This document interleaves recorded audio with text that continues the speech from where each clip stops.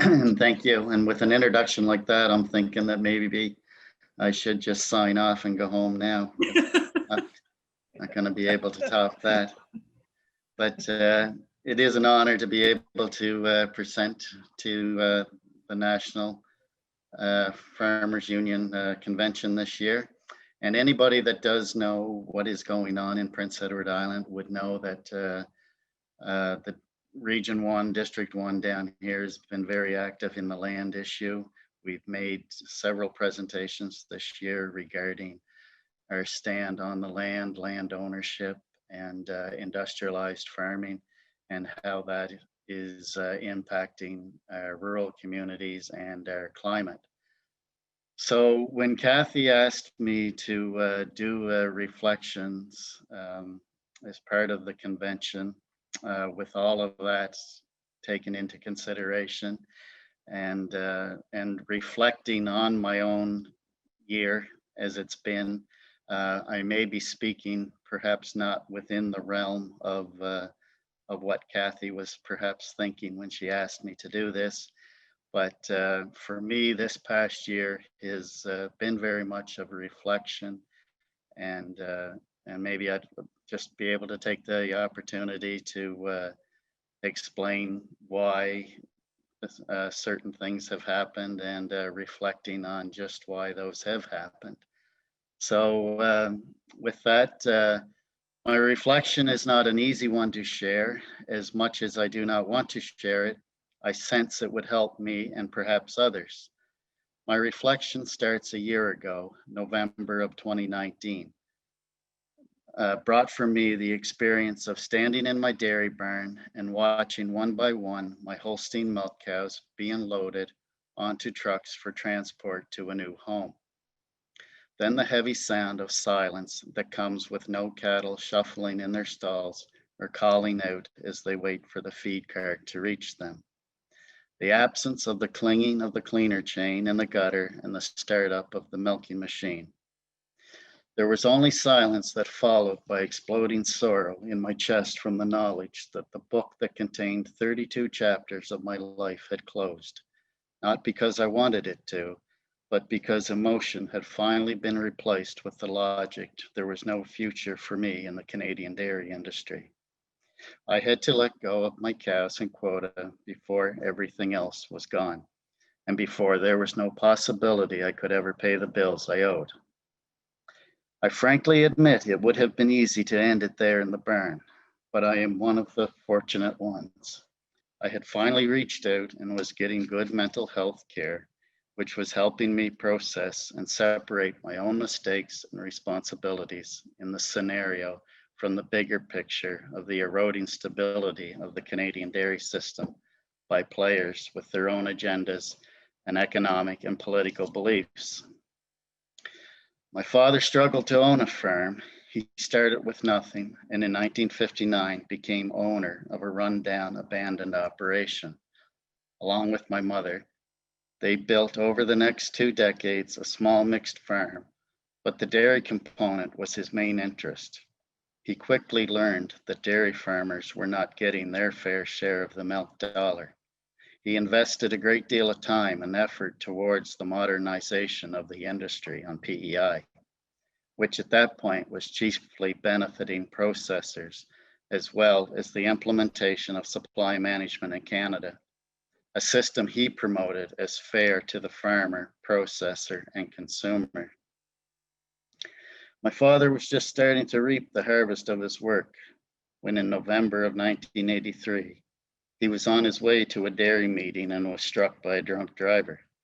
He was left in a vegetative state, trapped in his own body for 14 years before dying in 97. The plan was that he and I would farm together. Though I spent my youth with him out and about on the farm, I never had the privilege of mentorship and experience past the age of 15 when he was hurt. The farm was kept going by family, and then when I completed school, I took it over. And for a while, it was good. I was doing what I wanted, and the 80s were a good time to be dairy farmers in Canada, mainly because of the stability offered by supply management. I could pay my bills, plan farm improvements, make a mistake or two, and live on the 62 cents a liter I was receiving for milk. I was proud of my contribution to the economy, the rural life of Prince Edward Island. Then, as I say, reflecting, the tide began to turn, mainly because the federal government, which oversees the Canadian dairy industry, started paying lip service to supply management while undermining it by negotiating away percentages of our small domestic markets in the free trade deals. It started with the trade agreement between the US and Canada, NAFTA, and then continued on with WTO and the removal of Chapter 22 and the TPP and CETA. The last three trade agreements saw Canadian politicians and trade negotiators let go to trading partners a percentage of the domestic milk market that represents the entire quota allocated to the maritime provinces.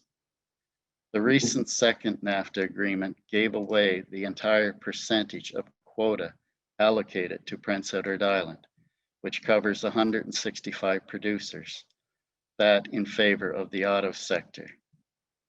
We know how GM honored that trade-off. For trade negotiations and negotiators and politicians, it was merely a 3% figure. Had it not been for Island MP Wayne Easter, it would have been 6%.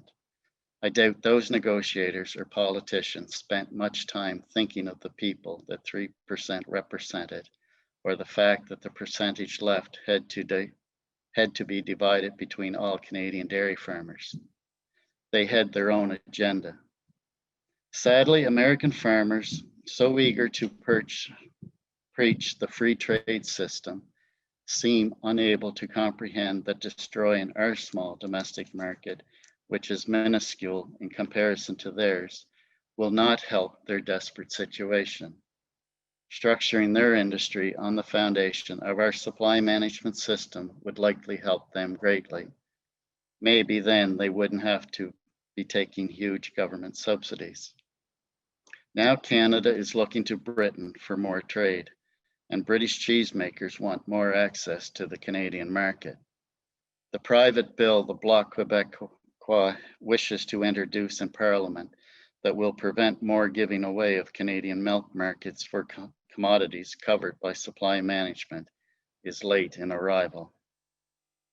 Allowing foreign dairy products into Canada has enabled processors to create new classes of milk, thus forcing down the price paid to farmers. Technology that enables processors to put nutritional value out of raw milk, to pull nutritional value out of raw milk, so they need less of the higher priced whole milk, has increased the wealth of processors at the expense of farmers. In 2018, I was receiving the same amount of money for a liter of milk that I was getting in the 1980s, while my costs were skyrocketing. For example, my fuel bill in 2018 was double what it was in the 80s, not to mention the rising price of seed, fertilizer, chemicals, machinery, and the list goes on and on. Hard to be efficient when the costs are greater than the income. And yet, what are dairy farmers being told? Embrace the economics of scale theory, get more efficient, get bigger, and knock the small guys out. And then you can produce more for less. And who has helped push the theory? For one, the Dairy Farmers of Canada, which in my opinion is controlled by bureaucratic elitists with large farming operations interested in concentrating the industry to a small number of big operations who like to think they are the model of efficiency. Many of these same operators had planned on supply management failing in the last Canadian-US trade agreement and were ramping up for even higher production. Apparently, they can't see across the border and clearly see the dilemma of American dairy farmers. Linden institutions have pushed hard economics of scale. My own experience with lending institutions can attest to their ever-growing interest in land. If you don't have the land base they deem profitable, they are not interested in helping you with operating capital. The Farm Credit Corporation, put in place to help farmers, was a great resource in early years. However, in recent years, with the management that was put in place, it basically became just another farm bank interested in returning the highest returns to the federal coffers rather than helping farmers. I have to wonder if they got a bonus for doing so. They certainly weren't interested in helping me, especially after I lost $250,000 in milk revenue following an attempt to become more efficient by purchasing a larger capacity secondhand milk line. When it turned out to be contaminated, the supplier suddenly had no responsibility for the product he sold. It is extremely hard to recover from such a loss when the current commodity price paid is nowhere near current day expenses. The Farm Credit Corporation, there to help farmers, had no interest in my farm's survival.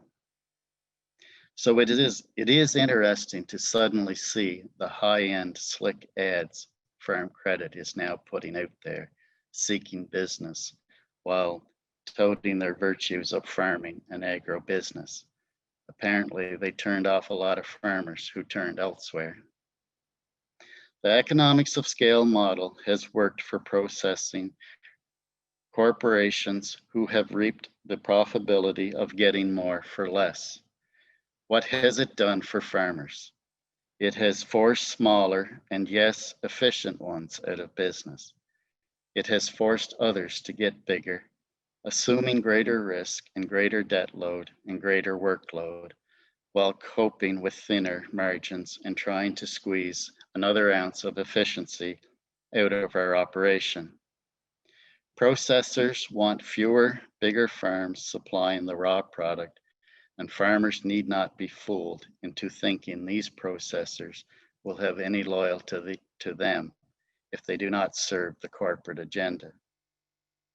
The dairy industry in Canada under supply management was an example of what could be achieved. Things such as stability and prosperity for farmers in rural communities and fair pricing for consumers. Unlike Americans, Canadians didn't pay at the store for the dairy products and again through their taxes.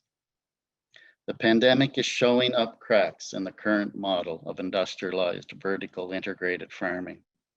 The Cargill episode in Alberta is a classic example. We all know of more examples. While I sometimes despair for the dairy industry, I can look back at history and realize progress was made before in sharing resources and wealth. Inequity has failed to stand many times throughout history, and it will fall again.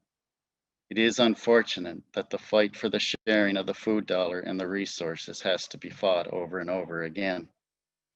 In 2020, I have had to process the grief of loss.